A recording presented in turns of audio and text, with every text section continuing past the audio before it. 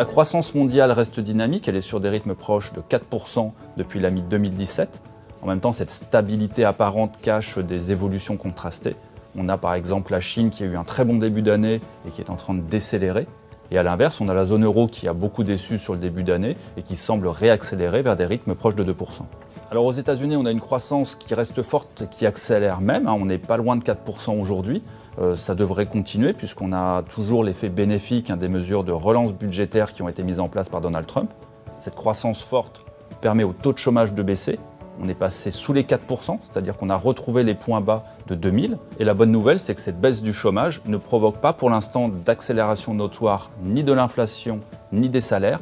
Et donc ça permet à la Banque centrale de continuer à remonter ses taux d'intérêt de façon assez graduelle, ce qui évite de repeser sur l'économie. Seule ombre au tableau aux États-Unis, en fait, c'est le secteur résidentiel. On a un petit tassement depuis quelques mois. Difficile de dire pour l'instant si c'est juste une pause ou un retournement, mais c'est quelque chose qu'il va falloir suivre dans les prochains mois.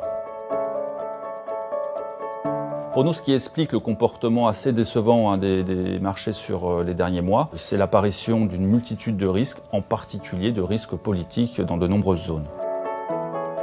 On a un risque important en Italie. En effet, on a un gouvernement aujourd'hui fait d'une alliance entre la Ligue et le mouvement 5 étoiles qui a fait des promesses électorales très importantes. Donc c'est délicat parce qu'on a un niveau de dette qui est déjà très élevé, à 130% du PIB. Et donc toute mesure de relance budgétaire sera sans doute mal vue de la Commission européenne, potentiellement aussi mal vue des agences de notation. Et donc on pourrait avoir une baisse de la notation de l'Italie.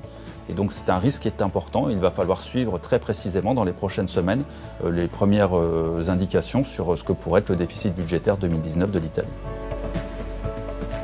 Autre risque important en provenance des États-Unis, c'est la guerre commerciale. Autant on a eu des bonnes nouvelles avec un début d'accord avec le Mexique et la zone euro, autant ça reste très compliqué entre les États-Unis et la Chine, où on a des premières mesures de hausse de barrières douanières, d'autres mesures qui pourraient s'ajouter avec des menaces régulières de Donald Trump. Donc c'est un élément à surveiller et qui est d'autant plus sensible qu'à l'approche des élections de mi-terme qui s'annoncent assez mal pour Donald Trump, celui-ci peut être tenté de jouer sur cette corde qui est très appréciée par son électorat. Autre zone d'inquiétude, les pays émergents, avec d'abord la Turquie, bien sûr, qui a connu une très importante baisse de sa devise durant l'été. La Turquie cumule des problèmes fondamentaux de déficit budgétaire et de déficit courant. S'est ajouté à cela récemment la nomination d'un proche d'Erdogan au poste de ministre des Finances, qui crée des doutes sur la gouvernance du pays. L'élément à suivre dans les prochains mois et à surveiller, c'est sans doute le comportement de la Banque centrale pour voir si elle est capable de prendre les mesures nécessaires pour soutenir la devise. Le Brésil est également un pays qui nous inquiète et qu'il faut surveiller. On a un déficit budgétaire qui est important. On a des élections très proches qui vont permettre de dégager un nouveau gouvernement. Le comportement de ce gouvernement par rapport au déficit budgétaire sera un élément clé à surveiller. Et enfin, il y a la question chinoise, avec des doutes sur la vigueur de la croissance. Après un très bon début d'année, les chiffres sont plus inquiétants maintenant. Alors on a eu tout un plan de mesures qui ont été annoncées. Pour l'instant, il n'y a pas d'impact concret. Il va falloir voir dans les prochains mois si effectivement ces mesures permettent à la croissance de réaccélérer. Donc dans ce contexte, nous avons décidé d'adopter une position d'attente en diminuant la part des actifs risqués. L'idée est de surveiller les différents risques, en particulier le risque italien.